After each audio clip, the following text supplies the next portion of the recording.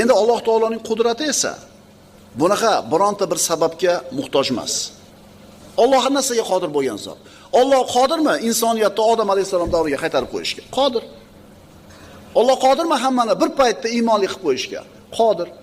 Alloh xohlasa bo'ldi. Alloh har narsaga qodir. Alloh musulmonlarni yer yuzida hozir aziz mukarram qilib qo'yishga qodirmi? Qodir. Nimaga qilmayapti bo'lmasa? Javob aniq. Musulmonlar unaqa aziz mukarram bo'lishiga loyiq emas hozir. Alloh qodir, lekin bandalar unga loyiq bo'lish kerak. Aziz mukarram bo'lishiga loyiq, kerak bo'lgan sababni qilish kerak. Shunda Alloh aziz mukarram qiladi ularni. Kuchli, qudratli zotga intilish insonning tabiatidagi bor sifat. Inson kimga qarab intiladi? Bilishi, eshitishi, ko'rib turishi aniq bo'lgan zotga, Alloh subhanahu va taologa. Alloh azza va jalla aytadi: